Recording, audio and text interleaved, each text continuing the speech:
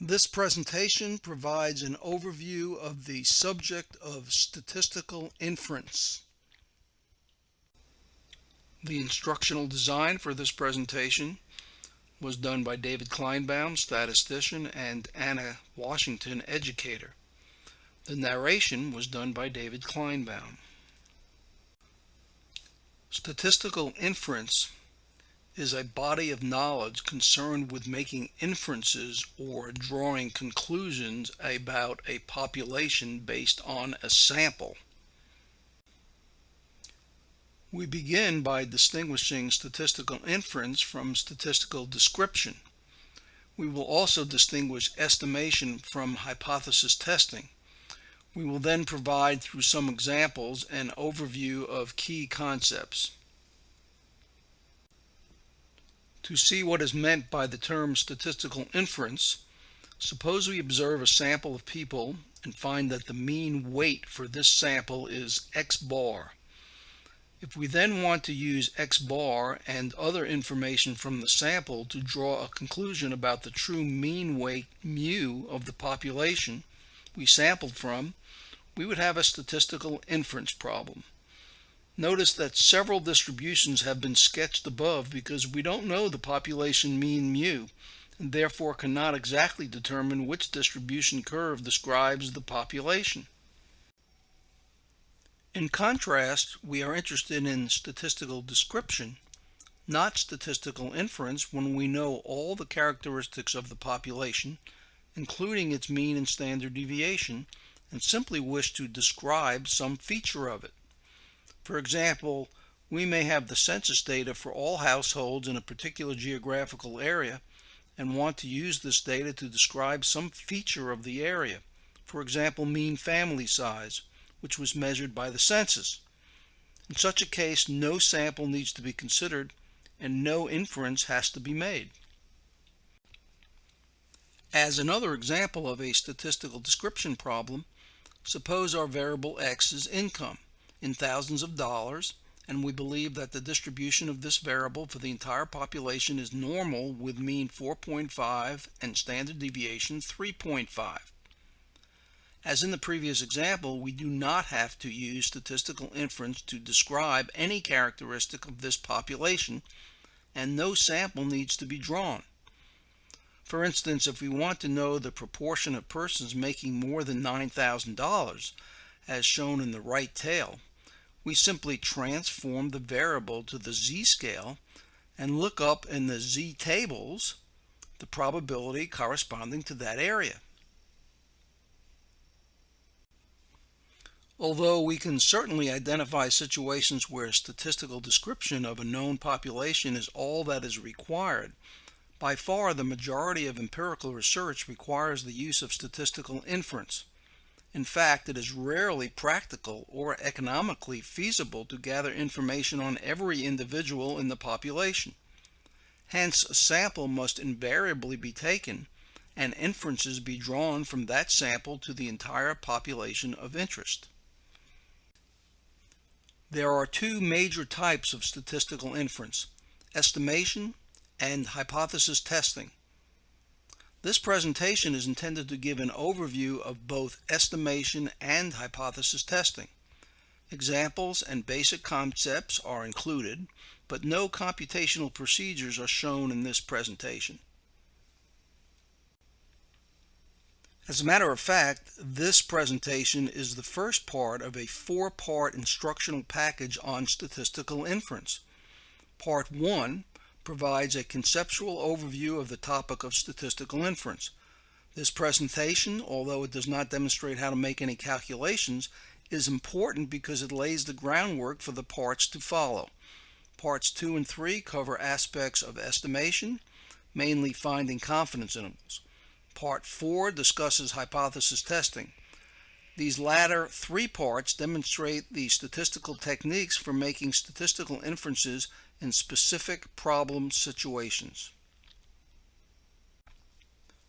Estimation and hypothesis testing can be distinguished in terms of the kinds of answers being sought. For example, an estimation question might ask, what is the average income of some population? Here, a quantitative answer is needed, like $7,000. A hypothesis testing question on the same general topic would be asked quite differently. Is the average income of the population over $12,000? In hypothesis testing, a qualitative decision like no is sought. We now turn our attention to hypothesis testing. We'll take a brief look at a variety of examples and the preliminary steps needed to identify a hypothesis testing problem. Then we will consider the decision-making process in hypothesis testing in more depth by looking at a realistic study example. Following that, we will turn to estimation and an example of its use. Here are 3 examples of hypothesis testing problems. Each asks a qualitative question requiring a yes or no decision about the value of some parameter of a population. The first one asks, is the average systolic blood pressure of health administrators different from 125? The question concerns the mean of the population. The second question asks, do less than 1/3 of the houses in a certain neighborhood satisfy the city building codes? The parameter of interest here is the proportion P of all houses that satisfy building codes. The third question asks, is the variability of reading test scores for children in a particular school different from the average score for the entire school system, which is 10? The parameter here is sigma, the standard deviation of all test scores in that school. A fourth and somewhat different hypothesis testing question asks, is there a difference between the mathematical aptitude of boys and girls in the 9th grade? Here, 2 unknown population parameters are being compared, the mean for boys and the mean for girls, whereas in the previous questions, no such comparison was asked. Nevertheless, even here, a new single parameter can be created which combines both means, namely the difference between the population mean for girls and the population mean for boys. The decision to be made is whether the difference is equal to 0. 2 additional examples involving comparisons of parameters are shown here. Question 5 asks, is there a smaller proportion of persons claiming job advancement discrimination in job type C than in job type D? Compared here are 2 proportions, and the single parameter usually considered in a case like this is the difference of 2 proportions. Question 6 asks, is the anxiety level of persons with type A personalities more variable than the anxiety level of persons with type B personalities? 2 measures of variability are being contrasted. The usual single parameter considered in such a situation is the ratio of 2 standard deviations, sigma A divided by sigma B.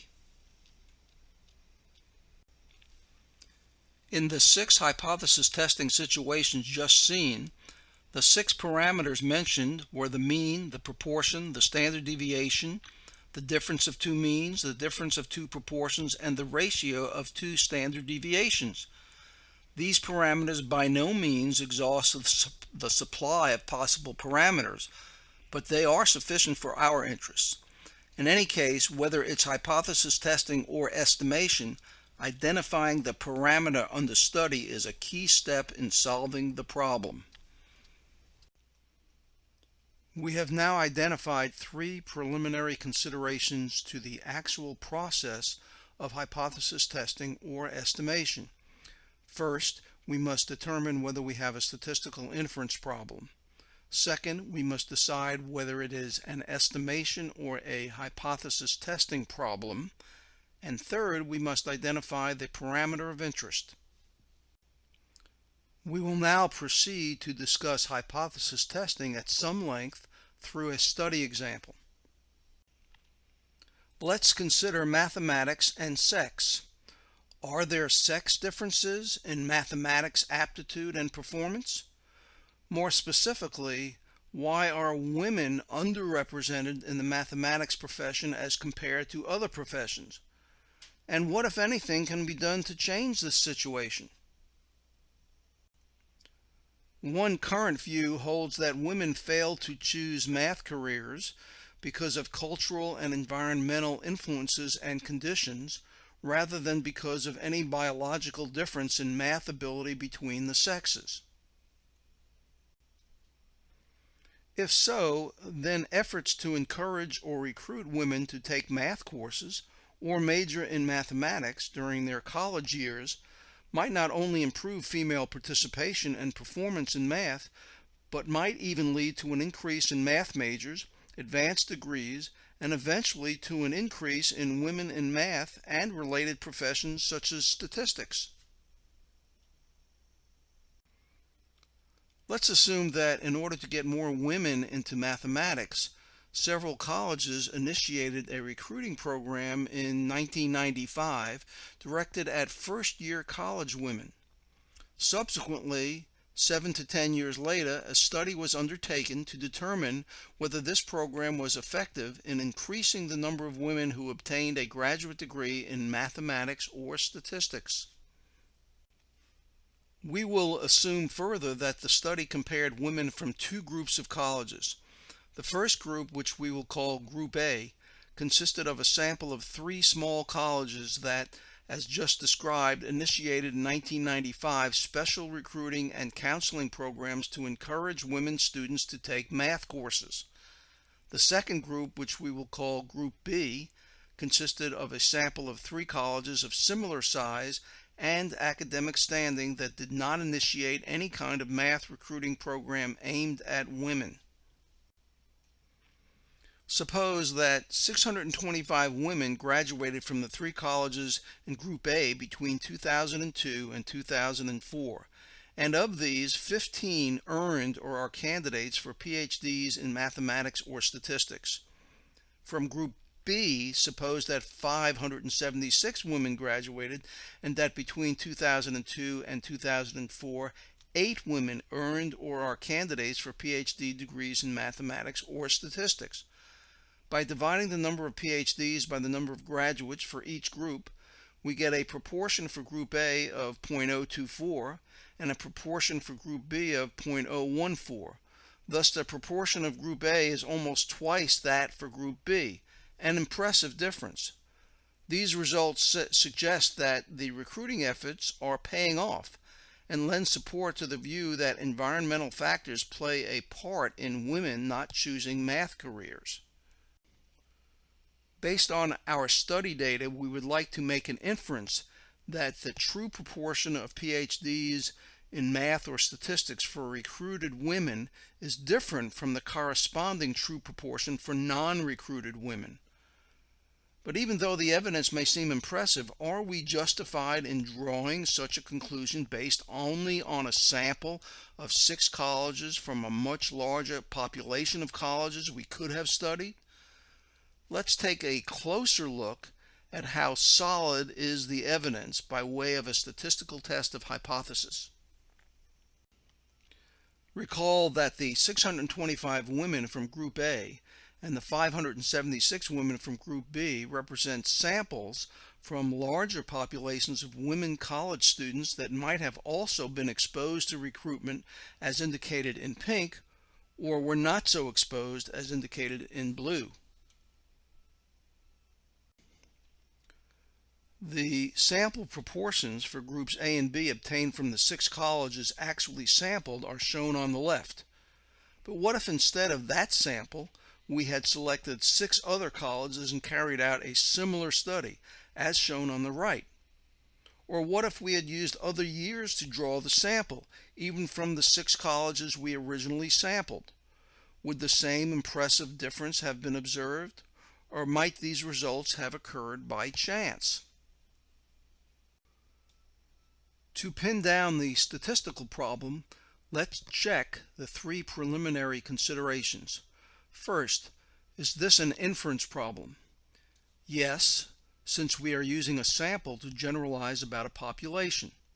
Second, is this an estimation or a hypothesis testing question?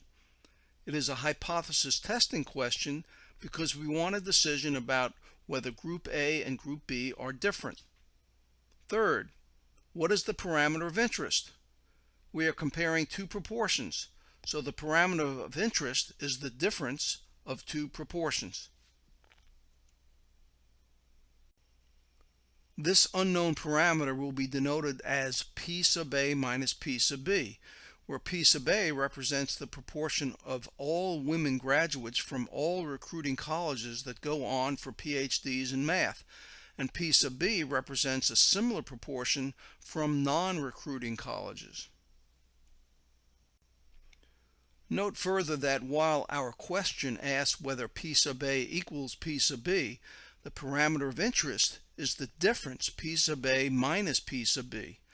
This creates no problem because the two statements are equivalent. If the two are equal, then their difference is 0. In order to distinguish the unknown population proportions P sub A and P sub B, as shown above, from the sample proportions that we actually observed, we put a hat on the sample proportions as shown on the right. P sub A hat is 0.024 and P sub B hat is 0.014. So the difference P sub A hat minus P sub B hat is 0.010. This value, based on sample data, will be used to decide whether the true population difference is equal to 0. To arrive at a decision using the sample data, we will carry out a procedure called a test of hypotheses. If the decision for this procedure is yes, P sub A minus P sub B equals 0, we will say that our observed result is likely to have occurred by chance. However, if the decision is no, P sub A minus P sub B does not equal 0, we will conclude a true difference between the proportions and declare that the result is statistically significant. We will not go through all of the steps involved in hypothesis testing in this presentation or make the computations, but rather give an overview of some of the key concepts involved.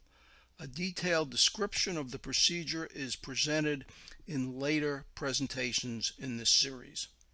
For now, let's begin the decision process by specifying the study hypothesis precisely. Shown here are several hypotheses. A hypothesis is any statement that gives the value of a parameter of interest.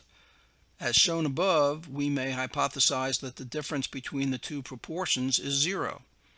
A second hypothesis might state that the difference is greater than 0. This is called a one-sided hypothesis because it states that we are only interested in values on one side of 0. A third hypothesis could be that the difference is not equal to 0. That is, it is either greater or less than 0. This is called a two-sided hypothesis because it states that we are interested in values both above and below 0. These are just 3 examples of the variety of hypotheses that we could specify. A test of hypothesis is in essence an investigation of the credibility of what we call a null hypothesis, which we denote by H sub 0. The null hypothesis generally gives the value of a parameter which is either what we want to disprove or the presently accepted state of knowledge about the parameter. In our mathematics and sex example, the null hypothesis is that the difference between two proportions is 0 or null. In contrast to the null hypothesis, we must also specify the alternative hypothesis denoted by H sub A. The alternative hypothesis generally gives the possible value for the parameter that we wish to find support for from our study. In the math and sex study, the alternative hypothesis is that the difference between the true proportions of women recruited and not recruited is greater than 0. This statement is not the exact opposite of the null hypothesis. Its opposite would include not only values greater than 0, but also those less than 0. However, since we are only interested in the positive outcome of recruiting, that is what we specify. The null and alternative hypotheses must be specified without consideration of the study data.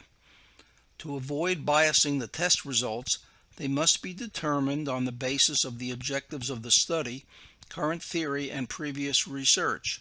For example, in our study, we should have selected our alternative hypothesis solely on the basis that we wanted to show, a priori to seeing the data, that recruiting women into math increases the proportion going on for graduate degrees. This choice should not have been determined simply because our study data leaned in the positive direction. In principle, the null hypothesis is treated like the defendant in a trial. It is assumed true or innocent until the evidence makes it highly unlikely to have occurred by chance. Thus, in our study, recruitment programs for women in math are assumed to have no effect, and we evaluate whether the observed results are so unlikely under this null hypothesis that we have to reject the null hypothesis as untrue. So we'll perform our test and make our decision on the null hypothesis. If our test says yes, accept the null hypothesis, then we'll have to conclude the study results were likely to have occurred by chance under the null hypothesis. But if our test says no, reject the null hypothesis, we'll call our results statistically significant. It was for this possible outcome that we created an alternative hypothesis and have it waiting in the wings. The next step in arriving at a decision is setting alpha, the significance level. We will set alpha for our example at 0.05 and now go on to explain its place in hypothesis testing by discussing its relationship to the distribution curve of our study variable P sub A hat minus P sub B hat under the null hypothesis. The distribution of the study variable P sub A hat minus P sub B hat under the null hypothesis turns out to be normal and centered at 0. Remember that although we observed a value of 0.010 in our study, P sub A hat minus P sub B hat is a random variable and will vary from study to study. Thus, the distribution curve that is shown here gives the relative frequency of occurrence under the null hypothesis of all possible values of P sub A hat minus P sub B hat that might have resulted in our study. The basic question in hypothesis testing is, where does our observed value of 0.010 fall in relation to this distribution curve? If the observed value in our study, 0.010, happens to fall in the extreme right tail of the distribution, we will have to say that our observed value is very rare or unlikely under the null hypothesis. The null hypothesis that the recruitment program has no effect, since we would have expected most values to fall near the center of the curve. In fact, in such a case, we may conclude that the observed value is so unlikely that it casts sufficient doubt on the credibility of the null hypothesis to make us reject it.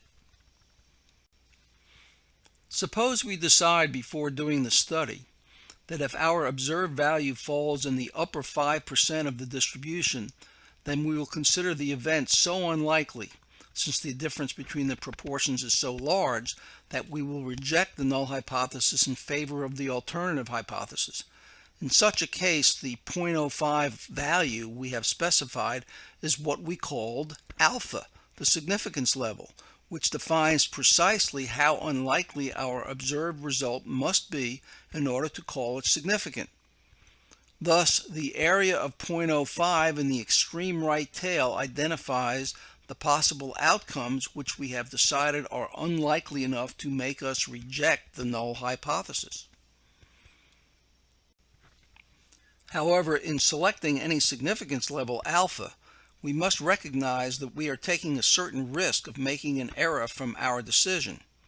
In particular, it is possible that we might reject the null hypothesis even though it might actually be true and we happen to have observed a rare event. We might therefore find a large difference between our two proportions simply by chance, when in fact there is no difference between our population parameters. Thus, the significance level has two equivalent interpretations. It states how rare or unlikely the observed value must be in order to be called statistically significant. Equivalently, it describes the risk we are willing to take of rejecting the null hypothesis when it was actually true. If alpha equals 0.05, then how rare does the result from our example have to be statistically significant? It must have a chance of occurring less than 5% of the time under the null hypothesis. How much risk are we willing to take of erring in concluding significance? Exactly 5%. By the way, in later problems you will need to know the difference between the way alpha is used in a one-sided test as pictured on the left and the two-sided test as pictured on the right. In both pictures alpha is equal to 0.05, but in the two-sided test we are interested in detecting extreme outcomes that might occur in either the upper or lower tail of the distribution curve. Thus the area must be split in half, so each tail gets 0.025. However, in our present example, we are carrying out a one-sided test because we are only interested in differences which are positive, so that we are only looking for extreme values in the upper tail of the distribution. We are ready to make our decision. Alpha, together with the null and alternative hypothesis, helps us partition the possible outcomes of our study into two regions, the acceptance and rejection regions. These two regions provide our decision rule for the test of hypothesis. That is, if the observed study value falls in the acceptance region, do not reject the null hypothesis. However, if the observed study value falls in the rejection region, reject the null hypothesis in favor of the alternative hypothesis. Note that when the observed value falls into the acceptance region, we don't really accept the null hypothesis, but rather we lack evidence to reject it. And here is where our actual observed study value falls in relation to the distribution curve. It falls into the acceptance region. We will not go into the details of how we identify precisely the values of each of these regions. Thus, despite what appeared to be an impressive difference between recruited and unrecruited women, our results are not statistically significant at the 0.05 level. We cannot reject the null hypothesis, and the observed difference was likely due to chance. At this point, we recommend that you take a break. You may wish to refer to the viewing study guide that accompanies this presentation and try to review some questions dealing with hypothesis testing before you continue. The next topic after the break to be discussed is estimation. Before discussing estimation, here is a review of the concepts for making a hypothesis testing decision. We must specify the null and alternative hypothesis without consideration of the data actually observed. We must also specify the significance level alpha, the risk of rejecting the null hypothesis when it is actually true. Then, using the null and alternative hypotheses and alpha, we must formulate a decision rule which partitions the possible outcomes into acceptance and rejection regions. If the observed value falls into the acceptance regions, we conclude our result was likely to have occurred by chance. If the observed value falls into the rejection region, we reject, favoring the alternative hypothesis, and declare our result statistically significant at the alpha level. Now let's leave hypothesis testing and move on to estimation. We will discuss estimation primarily in terms of the study example, mathematics and sex, that we already discussed for hypothesis testing. Through the mathematics and sex study, we will cover the following aspects of estimation. First, we will review the differences and similarities of hypothesis testing and estimation. Second, we'll contrast two kinds of estimation, point and interval. Third, we'll discuss confidence intervals, the most commonly used type of estimation. So, in what sense can this same example regarding mathematics and sex provide an estimation problem?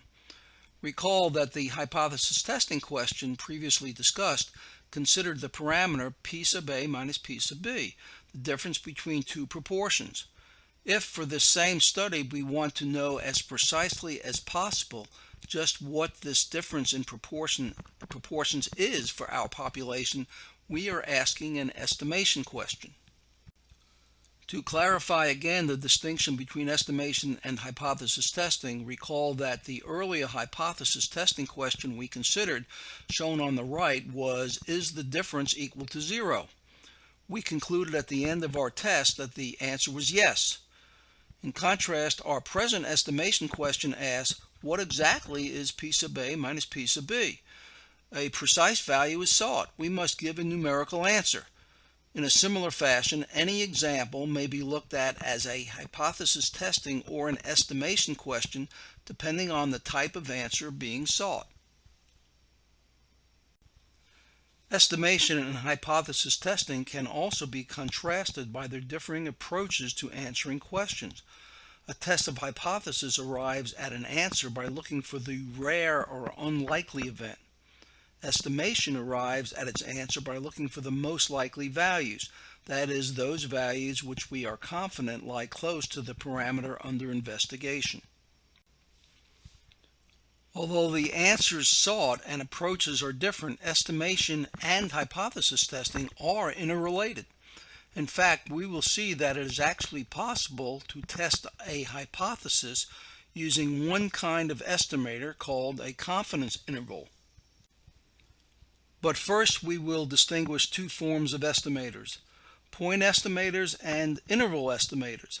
A point estimator is a single number used to estimate a parameter.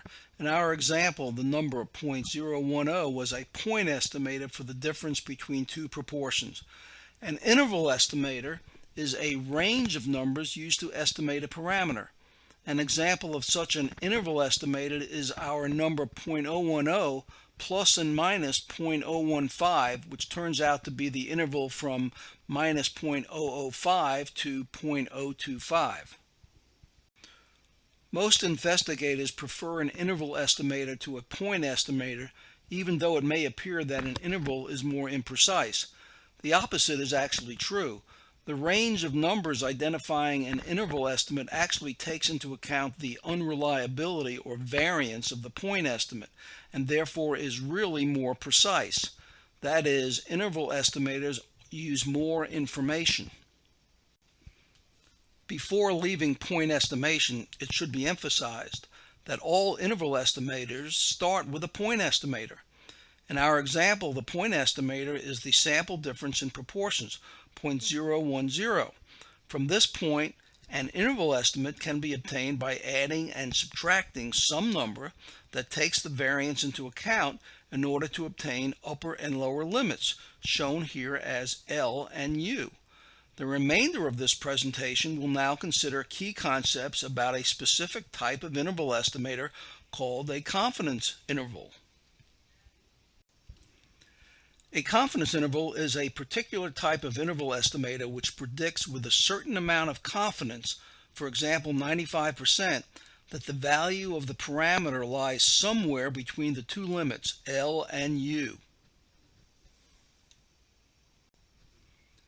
Shown on the line at the bottom is the confidence interval for our parameter p sub a minus p sub b. For this example, a 95% confidence interval for our parameter is given by the lower limit minus 0.005 and upper limit 0.025. There is always a chance that the parameter will lie outside this interval, but because of the procedure used to compute the interval, that chance is only 5%. As in other illustrations, we show several distributions above, not because there are several, but because we don't know which is the correct one. We will not discuss how the confidence interval was obtained. Rather, we will now discuss the meaning and interpretation of such an interval. One way to understand what a confidence interval is saying is to consider the probability statement which describes that interval. For example, this statement says that the probability is 0.95 that the true difference, P sub A minus P sub B, lies somewhere between minus 0.005 and 0.025. In interpreting this probability statement, it is tempting to view the parameter P sub A minus P sub B, which is in the center of the statement, as a random variable. On the contrary, P sub A minus P sub B does not vary at all, but rather is a single fixed number we seek to estimate. In fact, the random elements of the interval are the limits minus 0.005 and 0.025, which are computed from the sample data and may vary from sample to sample. To further understand the random nature of confidence limits, observe these 20 lines representing 20 95% confidence intervals that might have resulted if we had repeated our study 20 times using different samples of the same size. For this illustration, we have drawn a vertical white line to indicate the true value of the parameter P sub A minus P sub B. Notice that the first interval represented is the one based on our sample with limits minus 0.005 to 0.025. The other intervals all have different confidence limits, which is natural since each supposedly came from a different sample. Nevertheless, almost all the intervals have the common feature of crossing the vertical line. That is, they include the true parameter within their limits. In fact, the only interval out of the 20 illustrated that does not contain the parameter is the one shaded yellow. And this is to be expected with a 95% confidence interval. 19 covering the true parameter out of 20 is 95%. More generally, we would expect 95% of all possible intervals, no matter how many we look at, to contain the true parameter. In addition to understanding the random nature of a confidence interval, it is also important to recognize how the width of the interval varies with the amount of confidence selected. To show this variation, we have here 6 intervals for the math sex example, all based on the point estimator of 0.010 as given in our example. Shown proportionately are 80%, 90, 95, 99, 99.9, and 100% confidence intervals. Clearly, the more confidence we select, the wider the interval has to be, and the more likely to include the true parameter. On the other hand, the less confidence we select, the narrower and more precise the interval, but the less likely to include the true parameter. In general, investigators choose confidence levels between 90 and 99.9%, although there is no well-accepted rule for making such a choice. The specific choice of confidence levels should, in any case, reflect a desired balance between the need to have a reasonably precise interval and the need to have a reasonable amount of confidence that the parameter is included in the interval. The final feature of the confidence interval that we will discuss is its relationship to hypothesis testing. Remember once again, however, that the goals of estimation and hypothesis testing are different, and that we came up with different kinds of answers in the example we have covered. As shown on the right, our test of the null hypothesis P sub A minus P sub B equals 0 concluded that we could not reject the null hypothesis at the 0.05 significance level. Our confidence interval, on the other hand, gave us a numerical answer in an interval form. We know with 95% confidence that P sub A minus P sub B is between minus 0.005 and 0.025. Despite the differences between the hypothesis test and the confidence interval, we can find some obvious similarities. For one thing, the 95% confidence level for looking at likely values shown in white corresponds to the 5% significance level used for detecting unlikely values shown in red. Moreover, the value 0 is contained within the interval as one of the likely values. This appears to correspond to the finding from the test that the null hypothesis value of 0 should not be rejected. The intuitive connection seen here can in fact be stated as a rule, which says, for a 95% confidence interval, that if 0 is contained in the interval, then a test of hypothesis at the 5% significance level would not be rejected.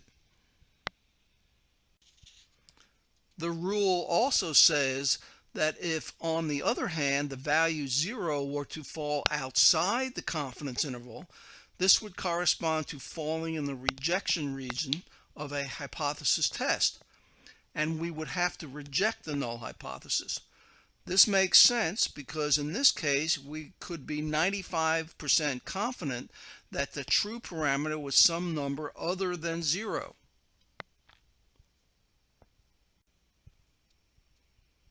It turns out that the general rule says that a confidence interval can always be used to carry out a two-sided test of a hypothesis.